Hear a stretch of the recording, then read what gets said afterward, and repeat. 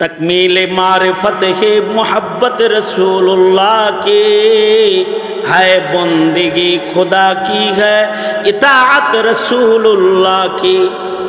तस्कीन दिल है सरवरे कौन मका की याद, सरमाए हयात है सरमाए हयात है उल्फत रसूलुल्लाह की। इतनी सी आरज़ू बस ऐ रब दो जहां, दिल में रहे हर वक्त मोहब्बत रसूलुल्लाह की। এ কারণে বাচ্চারাও নিজের জীবনের চাইতে রাসূলকে বেশি ভালোবাসতো।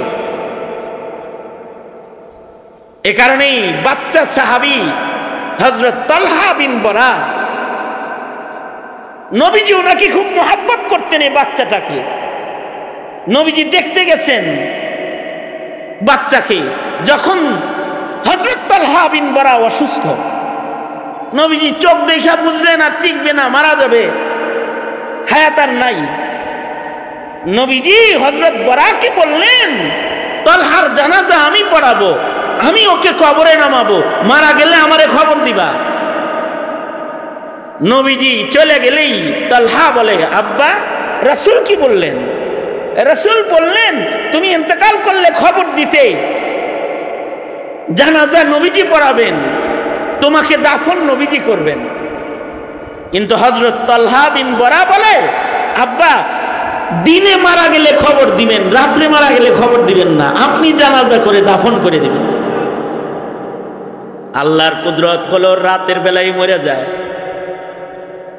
সন্তানের ওসিয়ত মাফিক হযরত বড়া দাফন করে ফেলে। নবীজি বলে, বড়া কেন আমায় খবর দিলা না? খবর তো দিতে চাইছি, কিন্তু আপনার আশেক দিতে দেয় নাই। আপনার আশেক বলেছে আমাকে দিনে মারা গেলে খবর দিবা, নবীর জানাজা নসিব হবে।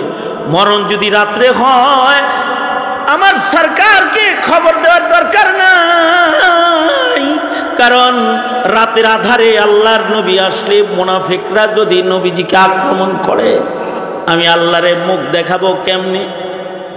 ছোট্ট বাচ্চাও বুঝতো সর্বোচ্চ মোহাব্বত নবীজিকে দিতে হবে। এই মাসআলাটা সময়ের সাধারণ মুসলমান না বুঝলেও আলেম বুঝে, তলবে ইলমও বুঝে। এ কারণেই শাপলা চত্বরে তলবে ইলমরাও শহীদ হয়েছে নবীর ইজ্জত রক্ষা করার জন্য। আমাদের মক্তবের ছোট ছোট বাচ্চারাও এটা বুঝে, কিন্তু আমরা ওই পুরাল কপাল জাতি যারা নিজের সন্তানকে রাসূল চিনাইতে পারি না। আমাদের সন্তানরা নেতা চিনলেও নবী চিনে না। নেতার প্রেম প্রকাশ করে, দলের প্রেম প্রকাশ করে, নবীর প্রেম প্রকাশ করে তারা জানে না, কারণ তারা তো চিনে না এবং তারা এটা বুঝেও না যে রাসূলকে কতটুকু ভালোবাসা দরকার। কথা হলো রাসূলের ভালোবাসা তো দাবি করার জিনিস না, এটা নবীজির ইত্তিবার মাধ্যমে প্রমাণ করার জিনিস। ইসলামী সংগ্রাম পরিষদ হবিগঞ্জ আয়োজিত দ্বিতীয় বার্ষিক শানে রিসালাত মহাসম্মেলনের মোহতারাম সদর, উপস্থিত হযরত বুজুর্গ উলামায়ে কেরাম, সম্মুখপানে সমবেত দিন প্রিয় ইসলাম প্রিয় দিনদার ইমানদার মুমিন মুসলমান ভাইরা, আল্লাহর দরবারে শকর, আল্লাহ তাআলা শানে রিসালাত মহাসম্মেলন নবী পাকের শানের আলোচনার একটি সম্মেলনে আমাদেরকে আল্লাহ তাআলা আসার বসার তৌফিক দান করেছেন। কালিমাতুশ শুকর পড়ি, শুকরিয়া আদায় করি আলহামদুলিল্লাহ।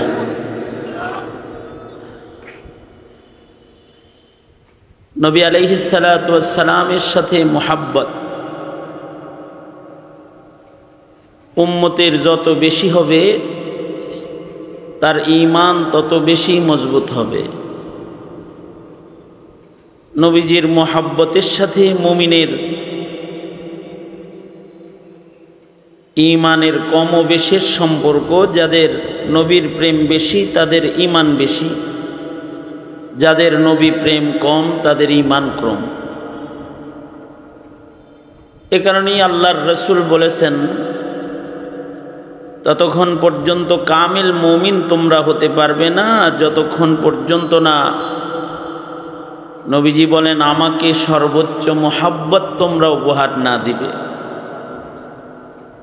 অর্থাৎ হুব্বে আকলি, হুব্বে তাবেঈ, সকল প্রকারের মোহাব্বতের উপর দিয়ে উঠতে হবে হুব্বে ঈমানি, নবীজির মোহাব্বত। এই মাসআলাটা উম্মতের মধ্যে সাহাবায়ে কেরাম রিজওয়ানুল্লাহি আলাইহিম আজমাইন ওনারা সবচেয়ে বেশি বুঝছেন। এ কারণে সাহাবায়ে কেরাম নবীজির মোহাব্বত সর্বোচ্চ হক আদায় করে প্রকাশ করতে পেরেছেন। আমাদের এই বুঝ কম, এ কারণে নবী পাকের মোহাব্বতের বহির প্রকাশ ঘটানোর মাদ্দা আমাদের কম। কিন্তু সাহাবীর মধ্যে নবীর মোহাব্বত ছিল সর্বোচ্চ, এবং নবীর মোহাব্বতের সর্বোচ্চ অবস্থান দিয়েই নিজের অবস্থান সর্বোচ্চ করা যায়। এই বুঝ সবচেয়ে বেশি উম্মতের ভেতরে ছিল সাহাবায়ে কেরাম রিজওয়ানুল্লাহি আলাইহিম আজমাইন হযরতগণের।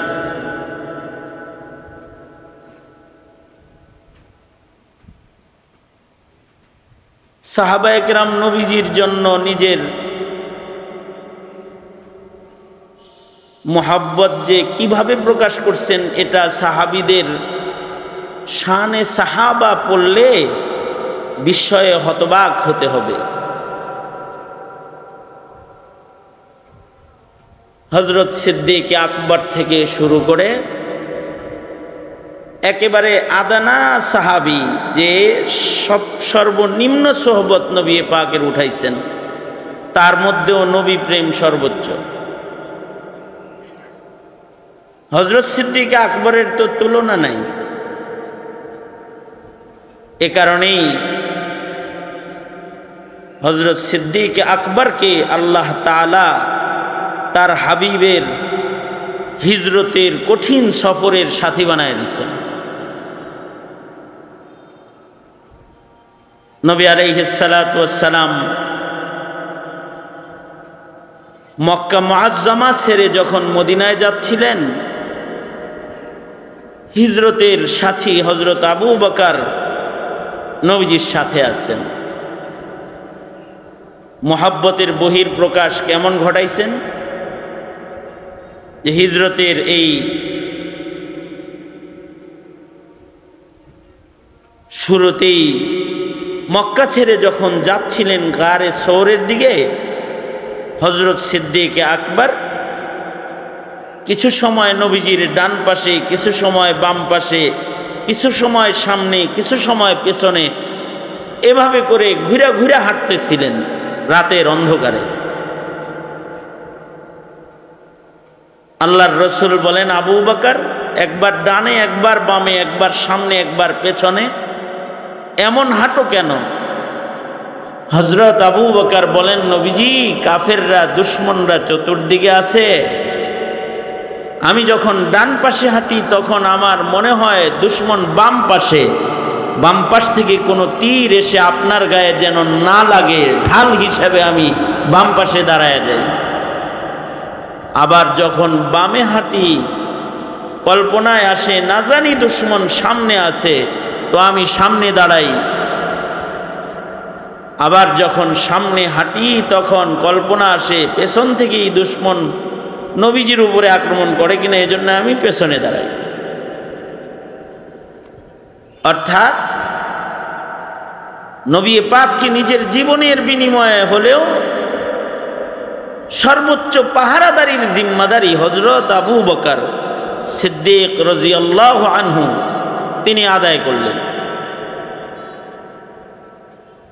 গারে সওর পর্যন্ত গেলেন, নবী আলাইহিস সালাতু ওয়াস সালামকে কাঁধে করে হযরত আবু বকর পাহাড়ের উপরে উঠছেন। আবার নবী আলাইহিস সালাতু ওয়াস সালামকে বিশ্রাম করাইতে সিদ্দিক আকবর সাপের কামড়ও খাইছেন। এই যে মোহাব্বত, এই মোহাব্বতের মাধ্যমে হযরত আবু বকরের শুধু আমলি মিল না, ইন্তেকালের হালতের, রূহ কবজের হালতের মিলও আল্লাহ তাআলা মোহাব্বতের কারণে আবু বকর সিদ্দিককে আল্লাহ দান করছে। আম্মা জান হযরত আয়েশা সিদ্দিকা বলেন যে আমার আব্বা তো হাইয়ান ওয়া মাইয়িতান আশবা আনিন নবী সাল্লাল্লাহু আলাইহি ওয়াসাল্লাম, শুধু হায়াতে নবীজির নকল কপি আমার বাবা তা না, মৃত অবস্থায়ও, মৃত্যুবরণের সময়েও নবীর রং আর আমার বাবার রং এক রং। এটা একটা মোহাব্বত থেকে ওনার নসিব হয়েছে, সেটা হলো নবী পাকের সর্বোচ্চ মোহাব্বত। এই সাপের কামড় খাইছেন, এ কারণে আল্লাহর রাসূল সাল্লাল্লাহু আলাইহি ওয়াসাল্লাম ইন্তেকালের পূর্বে ওই যে ইহুদি মহিলা নবীজিকে চক্রান্ত করে বিষ মুখে দিয়ে দিছিল গোশতের সাথে, মৃত্যুর আগ দিয়া নবীজির বিষের যন্ত্রণার আসারাত নবীর চেহারায় আসছে। আম্মা জান হযরত আয়েশা বলেন নবীজি যেমন ইন্তেকালের পূর্বে চেহারার মধ্যে বিষের যন্ত্রণার ছাপ এসেছে এবং নবীজি বিষের যন্ত্রণা অনুভব করেছেন, আমার বাবারও মাঝে মধ্যে বিষের যন্ত্রণা উঠে যেত, নবীজিরও মাঝে মধ্যে ওই বিষের যন্ত্রণা উঠত। নবীজি আসমাউল হুসনা পড়ে দম করতেন, আবার ভালো হয়ে যেত। আমার বাবারও বিষের যন্ত্রণা উঠত মাঝে মাঝে।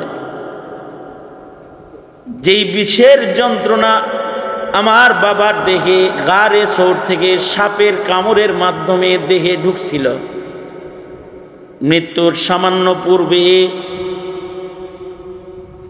আমার আব্বাজান সিদ্দিক আকবরের সেই গারে সৌরের সাপের কামড়ের বিষের যন্ত্রণা উঠে যায়, চেহারার মধ্যে আসর এসে যায়, সেই রং আমার বাবার চেহারায় এসে যায়, যেই রং হাবিবে কিবরিয়ার ওয়াফাতের সময় চেহারায় এসেছিল। হাইয়ান ওয়া মাইয়িতান আশবা আনিন নবী সাল্লাল্লাহু আলাইহি ওয়াসাল্লাম। এই যে এই মাকাম হযরত সিদ্দিক আকবরের হাসিল, এইটা নবী পাকের মোহাব্বতের কারণে। সাহাবায়ে কেরামের জামাতের সবারই এই অবস্থা, যে নিজে নবীজিকে সর্বোচ্চ ভালোবাসাটা উপহার দিয়েছে। যেমন হযরত হানজালা, যে নবী পাকের প্রেম প্রকাশ করতে গিয়ে গোসল বর্জন করেছে, অথচ ওনার বিবি ওনাকে তানবিহ করেছে যে আপনি নাপাক, গোসল করে যান। হানজালা বলে কার জন্য গোসল করবো, আমি তো শহীদই হয়ে যাবো, আমার নবী নাই, আমিও তো নাই, এবং যুদ্ধের ময়দানে চলে গেছেন। এই যে নিজের পবিত্রতার দিকেও নবীর প্রেমে তাকাইতে পারে নাই, অর্থাৎ নিজের বদনী পবিত্রতার চাইতেও নবী পাকের মোহাব্বতটাকে উপরে উঠায়া দিছে। তখন লাভ কি হয়েছে, যে হযরত হানজালার বদনী নাপাক দূর করার জিম্মাদার স্বয়ং আল্লাহ নিজে হয়ে গেছে, আল্লাহই হয়ে গেছে। যে হযরত হানজালার লাশ আসমানে উঠায়া আল্লাহ তাআলা গোসল দিয়ে দিছে। দুনিয়াতে একজন আশিকে রাসূল, তাকে আলাদাভাবে সারা দুনিয়া কিয়ামত পর্যন্ত চিনবে। সেই আশিকে রাসূল হলেন হযরত হানজালা। যে হযরত হানজালাকে শহীদ, কিন্তু ওনাকে গসিল হিসাবে সবাই চিনে। যত শহীদ আছে তাদের নামের শেষে শহীদ সৈয়দুশ শুহাদা আমির হামজা শহীদ। আকাবিররা যারা শহীদ হয় তাদের নামে শুরুতে আসে শহীদ। শাহ ইসমাইল শহীদ। শহীদ নামে তিনি কিন্তু একজন আশিকে রাসূলকে আলাদা করে আল্লাহ তাআলা চিনাইছে, যে তার নামের শেষে শহীদ না, তার নামের শেষে হলো গাসিল। অর্থাৎ নবী প্রেমের কারণে তাকে আল্লাহ তাআলা এমন মহব্বত করেছে যে তার শুধু আমল নামার নাপাক নয়, দেহের নাপাক দূর করার দায়িত্ব আল্লাহ নিয়ে হানজালাকে আকাশে উঠায় আল্লাহ তাআলা গোসল দিয়েছে। আসমানে গোসল হয়ে গেছে জান্নাতের পানি দিয়া।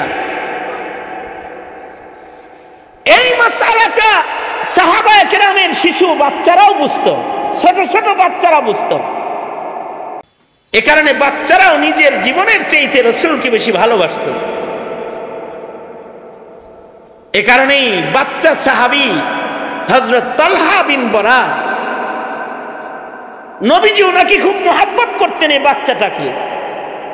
নবীজি দেখতে গেছেন বাচ্চাকে, যখন হযরত তালহা বিন বরা অসুস্থ, নবীজি চোখ দেখা বুঝলেন আর টিকবে না, মারা যাবে, হায়াত আর নাই। নবীজি হযরত বরাকে বললেন, তালহার জানাজা আমি পড়াবো, আমি ওকে কবরে নামাবো, মারা গেলে আমারে খবর দিবা। নবীজি চলে গেলেই তালহা বলে, আব্বা রাসূল কি বললেন? রাসূল বললেন তুমি ইন্তেকাল করলে খবর দিতে, জানাজা নবীজি পড়াবেন, তোমাকে দাফন নবীজি করবেন।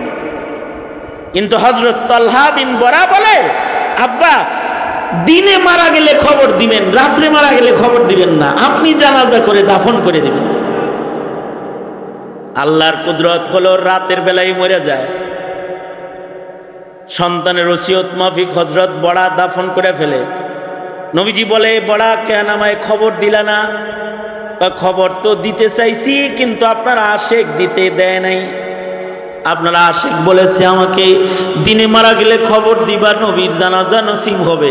মরণ যদি রাত্রে হয়, আমার সরকারকে খবর দেওয়ার দরকার নাই, কারণ রাতের আধারে আল্লাহর নবী আসলে মুনাফিকরা যদি নবীজিকে আক্রমণ করে, আমি আল্লাহরে মুখ দেখাবো কেমনে? ছোট্ট বাচ্চাও বুঝতো সর্বোচ্চ মোহাব্বত নবীজিকে দিতে হবে। এই মাসআলাটা সময়ের সাধারণ মুসলমান না বুঝলেও আলেম বুঝে, তলবে ইলমও বুঝে। এ কারণেই শাপলা চত্বরে তলবে ইলমরাও শহীদ হয়েছে নবীর ইজ্জত রক্ষা করার জন্য। আমাদের মক্তবের ছোট ছোট বাচ্চারাও এটা বুঝে, কিন্তু আমরা ওই পুরাল কপাল জাতি যারা নিজের সন্তানকে রাসূল চিনাইতে পারি না। আমাদের সন্তানরা নেতা চিনলেও নবী চিনে না। নেতার প্রেম প্রকাশ করে, দলের প্রেম প্রকাশ করে, নবীর প্রেম প্রকাশ করে তারা জানে না, কারণ তারা তো চিনে না এবং তারা এটা বুঝেও না যে রাসূলকে কতটুকু ভালোবাসা দরকার। কথা হলো রাসূলের ভালোবাসা তো দাবি করার জিনিস না, এটা নবীজির ইত্তিবার মাধ্যমে প্রমাণ করার জিনিস। নবীজির ইত্তিবার মুহাব্বত, হাকিকি মুহাব্বত, এইটা যাদের ভেতরে থাকবে তাদেরকে আল্লাহ তাআলা নবীজির সাথে জান্নাত দান করবে। আল্লাহর রাসূল বলেন, মান আহাব্বা সুন্নতি ফাকাদ আহাব্বানি ওয়া মান আহাব্বানি কানা মাই ফিল জান্নাহ। আলহামদুলিল্লাহ বলি সবাই, নারায়ে তাকবীর, নারায়ে তাকবীর।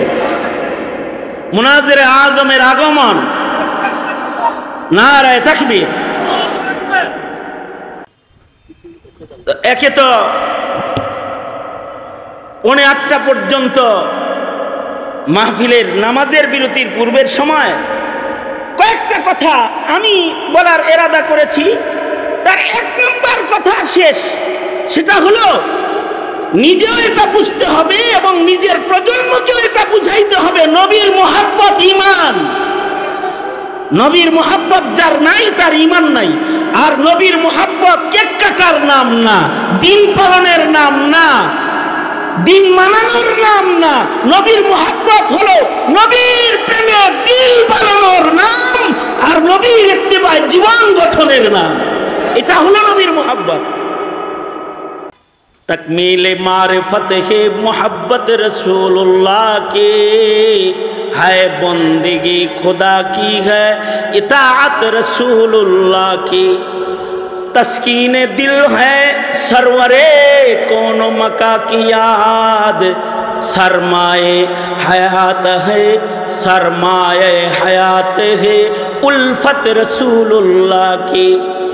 इतनी सी आरज़ू बस ऐ रब दो जहां, दिल में रहे हर वक्त मोहब्बत रसूलुल्लाह की। এটা কামনা হওয়া চাই হৃদয়ে যেন নবীর মোহাব্বত কামেল হয়। সন্তানকে নবীর মোহাব্বত শিখাইতে শুধু শানে রিসালাত সম্মেলন একদিনের নয়, নিজের সন্তানকে সিরাত পড়ান, নবীর জীবনী পড়ান, নবীর জীবনী শিখান। গোমাতা শিখাইছে, ট্রান্সজেন্ডার শিখাইছে, আর রাসূল বাইর করছে। দীর্ঘদিন আওয়ামী লীগে মেহনত করে গেছে, হিন্দুত্ববাদ শিখাইছে, আর রিসালাত শান নবীজির শান মান ভুলায়া নাস্তিক বানাইছে। সময় এসেছে এখন আবার জায়গায় ফিরে যাওয়ার। সঙ্গত কারণেই সামনের প্রতিটি পদক্ষেপ যেন নবীর ইজ্জত রক্ষার পদক্ষেপ হয়, নিজের সন্তানের ঈমান রক্ষার পদক্ষেপ হয়। এই কামনায় ব্যক্ত করেই আমি আমার স্বল্প সংক্ষিপ্ত মাত্র 2টা কথা এখানেই শেষ করে দিচ্ছি। যা কিছু বলেছি এর থেকে আপনাকে আমাকে আল্লাহ তাআলা নবী পাকের মহব্বত এবং মহব্বত প্রকাশের সঠিক পন্থা গ্রহণের তৌফিক আল্লাহ আমাদেরকে দান করুন। আমিন সুম্মা আমিন।